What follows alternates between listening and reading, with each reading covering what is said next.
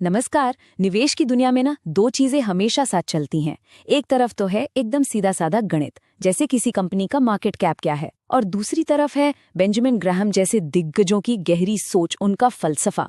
तो आज हम क्या करेंगे, हम इन दोनों को जोड़कर देखेंगे कि भाई एक कामयाब निवेशक आखिर बना कैसे जाता है।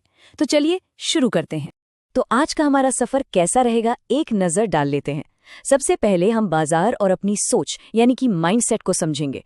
फिर हम मार्केट कैपिटलाइजेशन की टेक्निकलिटीज में उतरेंगे। इसके बाद हम देखेंगे कि आखिर मार्केट को चलाता क्या है। फिर द इंटेलिजेंट इन्वेस्टर से कुछ जरूरी बातें सीखेंगे, एक मजबूत पोर्टफोलियो बनाने पर बात करेंगे, और आखिर में एक इन्वेस्टर के तौर पर इस पूरी यात्रा का निचोड़ क्या है उसे समझेंगे। तो चलिए सीधे पहले सेक्शन पर आते हैं, मार्केट और माइंडसेट। देखिए, निवेश सिर्फ नंबरों का खेल नहीं है। असली बात तो ये है कि आप उन नंबरों के बारे में सोचते कैसे हैं, और यहीं इसी सोच पर एक सफल निवेश की पूरी नींव टिकी होती है।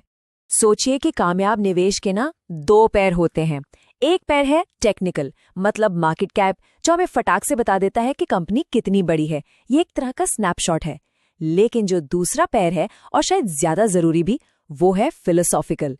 द इंटेलिजेंट इन्वेस्टर जैसी किताबें हमें यही तो सिखाती हैं कि मार्केट की इतने शोर शराबे में भी शांत कैसे रहना है। क्योंकि देखिए, बिना डिसिप्लिन के सिर्फ टेक्निकल नॉलेज अधूरा है, और यही बैलेंस, यही संतुलन है वो चाबी जिससे रिस्क कम होता है और एक मजबूत पोर्टफोलियो बनता है। ठीक है, तो माइंडसेट की बात तो हो गई। अब आते हैं उस टेक्निकल बेसिस पर जिसका हमने जिक्र किया था। तो हमारा दूसरा सेक्शन है मार्केट कैपिटलाइजेशन को डिफाइन करना। ये आप कह सकते हैं किसी भी कंपनी का साइज नापने का सबसे बेसिक और सबसे जरूरी मीटर है। तो ये मार्केट कैप आखिर है क्या? देखिए, इसका फॉर्मूला बड़ा सिंपल है। एक शेयर की कीमत को कंपनी के टोटल आउटस्टैंडिंग शेयर से मल्टीप्लाई कर दीजिए, बस। लेकिन यहाँ एक बहुत जरूरी बात है जो समझनी है। मार्केट कैप जो है वो कंपनी की सिर्फ इक्विटी वैल्यू है, मतलब इसमें कंपनी का कर्ज शामिल नहीं होता। जब हम कर्ज को भी इसमें जोड़ देते हैं तब उसे कहते हैं एंटरप्राइज वैल्यू। अब ये जानना क्यों जरूरी है? क्योंकि सोचिए, कोई कंपनी जिसका मार्केट कैप कम है पर उस पर कर्ज का पहाड़ है, तो वो असल में उतनी छोटी या सस्ती नहीं है जितनी वो दिख रही है। अच्छा, अब मार्केट कैप के हिसाब से ना हम कंपनियों को मोटी मोटी 3 टीमों में बांट सकते हैं। सबसे ऊपर है लार्ज कैप। ये मार्केट के हाथी हैं, बड़े, स्थापित, दिग्गज, चलते धीरे हैं लेकिन स्थिर रहते हैं। फिर आते हैं मिड कैप। इन्हें आप उभरते हुए सितारे समझ सकते हैं, जिनमें तेजी से बढ़ने का दम तो है पर थोड़ा रिस्क भी साथ आता है। और आखिर में है स्मॉल कैप। ये नई नई प्रतिभाओं की तरह हैं, जो या तो आसमान छू सकते हैं या फिर गुमनाम हो सकते हैं। इसीलिए इनमें वॉलेटिलिटी यानी उतार चढ़ाव और रिस्क दोनों ही काफी ज्यादा होते हैं। यहाँ एक और छोटा सा लेकिन बहुत जरूरी फर्क है जो समझना होगा। एक होता है फुल मार्केट कैपिटलाइजेशन। इसमें कंपनी के सारे शेयर्स गिने जाते हैं। लेकिन दूसरा होता है फ्री फ्लोट मार्केट कैपिटलाइजेशन। इसमें सिर्फ वही शेयर्स शामिल होते हैं जो पब्लिक में ट्रेड हो रहे हैं, जिन्हें हम और आप जैसे लोग खरीद बेच सकते हैं। और यही वजह है कि निफ्टी 50 जैसे बड़े इंडेक्स फ्री फ्लोट का ही इस्तेमाल करते हैं। अब एक इन्वेस्टर के लिए इसका मतलब क्या है? सीधा सा मतलब है, अगर किसी कंपनी का फ्री फ्लोट बहुत कम है तो समझिए कि बाजार में उसके बहुत कम शेयर मौजूद हैं। ऐसे में क्या होगा? कुछ बड़े प्लेयर्स ही उसकी कीमत को आसानी से मैनिपुलेट कर सकते हैं, मतलब ऊपर नीचे कर सकते हैं, जिससे एक आम निवेशक का रिस्क बढ़ जाता है। तो हमने मार्केट कैप को समझ तो लिया, लेकिन ये कोई पत्थर की लकीर नहीं है, ये तो लगातार बदलता रहता है। तो चलिए अपने तीसरे सेक्शन में अब उन ताकतों को समझते हैं जो पर्दे के पीछे रहकर किसी भी कंपनी की वैल्यूएशन को चलाती हैं। तो किसी कंपनी का मार्केट कैप ना कई चीजों से तय होता है। पहला, फ्यूचर एक्सपेक्टेशंस, मतलब अगर मार्केट को लगता है कि कोई कंपनी कल की नेक्स्ट बिग थिंग बनने वाली है तो उसकी कीमत आज ही आसमान छूने लगेगी। दूसरा है मार्केट सेंटिमेंट। कभी कभी तो सिर्फ एक अच्छी या बुरी खबर ही कीमतों में भूचाल ला देती है, भले ही कंपनी के फंडामेंटल्स में कोई बदलाव ना भी हुआ हो। तीसरा है मर्जर और एक्विजिशन यानी M&A। जैसे ही कोई बड़ी कंपनी किसी छोटी कंपनी को खरीदने का ऐलान करती है, उस छोटी कंपनी की वैल्यू रातों रात बढ़ जाती है। और चौथा है ट्रैक रिकॉर्ड। लार्ज कैप कंपनियों का लंबा और भरोसेमंद इतिहास उन्हें मजबूत बनाता है, जबकि छोटी कंपनियों का भविष्य थोड़ा अनिश्चित हो सकता है।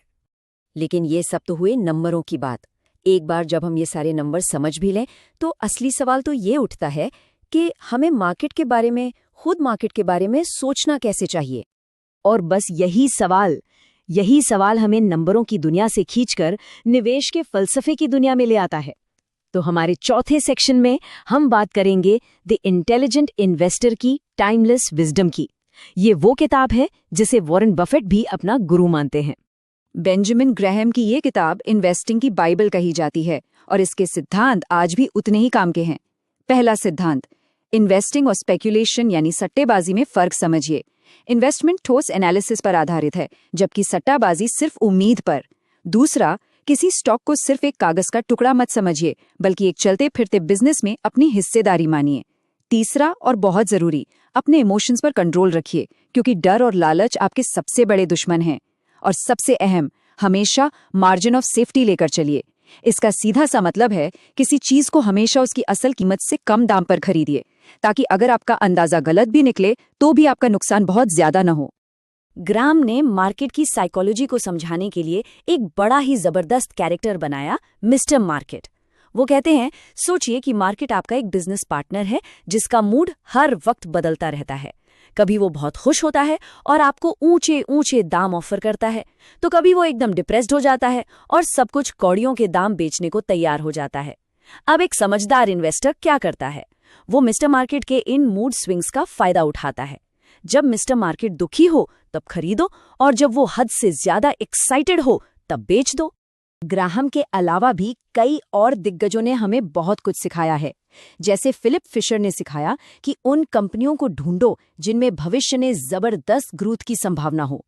पीटर लिंच ने तो एक बहुत ही सिंपल लेकिन पावरफुल आइडिया दिया, उस चीज में इन्वेस्ट करो जिसे आप समझते हो, जैसे वो प्रोडक्ट्स जो आप रोज इस्तेमाल करते हैं।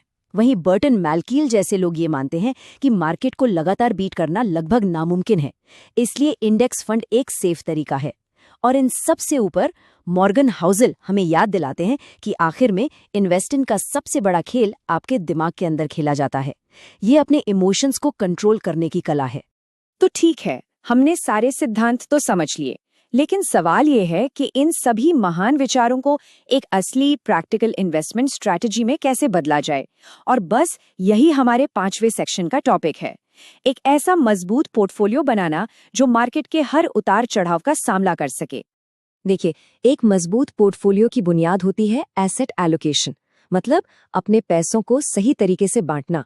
जैसा कि ये चार्ट भी दिखा रहा है, ये सब आपके रिस्क लेने की क्षमता पर निर्भर करता है। लार्ज कैप आपके पोर्टफोलियो को सुरक्षा देते हैं, एक मजबूत नींव की तरह। मिड कैप बैलेंस और ग्रोथ का मौका देते हैं, और स्मॉल कैप, उनमें आपके पोर्टफोलियो को तेजी से बढ़ाने की ताकत होती है, लेकिन हाँ, थोड़े ज्यादा रिस्क के साथ। इन तीनों का सही मिक्स बनाना, बस यही तो कला है। एक मजबूत पोर्टफोलियो बनाने के लिए ये 3 कदम हमेशा याद रखिए। पहला, डाइवर्सिफिकेशन, मतलब अपने सारे अंडे एक ही टोकरी में मत रखिए। दूसरा, लॉन्ग टर्म नजरिया रखिए। याद रखिए, इन्वेस्टमेंट एक मैराथन है, 100 मीटर की रेस नहीं। और तीसरा, हमेशा सीखते रहिए। मार्केट लगातार बदलता है और जिसने सीखना बंद कर दिया वो इस रेस में पीछे रह जाएगा। और अब हम आ गए हैं अपने आखिरी सेक्शन पर, जहां हम अब तक की सारी बातों के धागों को एक साथ जोड़ेंगे। हमारा निष्कर्ष है एक इन्वेस्टर की यात्रा, जहां नॉलेज और माइंडसेट दोनों मिलकर ही कामयाबी का रास्ता तैयार करते हैं। तो इस पूरी बातचीत का निचोड़ क्या निकला? बहुत सिंपल है। मार्केट कैपिटलाइजेशन जैसे टेक्निकल टूल हमें बताते हैं कि क्या खरीदना है, मतलब कि कंपनी का साइज क्या है, उसका स्केल क्या है। लेकिन जो इन्वेस्टमेंट फिलॉसफी है वो हमें सिखाती है कि कैसे और क्यों इन्वेस्ट करना है, मतलब किस माइंडसेट और किस डिसिप्लिन के साथ ये काम करना है।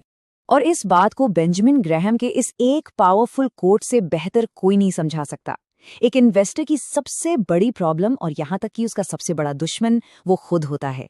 ये लाइन हमें बार बार याद दिलाती है कि हमारी सबसे बड़ी लड़ाई मार्केट से नहीं बल्कि अपने ही डर और लालच से है। तो इसलिए मार्केट के उतार चढ़ाव से डरने की जरूरत नहीं है, उसे एक मौके की तरह देखिए। अनुशासन और ज्ञान को अपना हथियार बनाइए और अपनी इन्वेस्टमेंट जर्नी को प्लान कीजिए। पहली किताब आज ही उठाइए, क्योंकि याद रखिए, सबसे अच्छा इन्वेस्टमेंट वो होता है जो कोई अपने ऊपर करता है,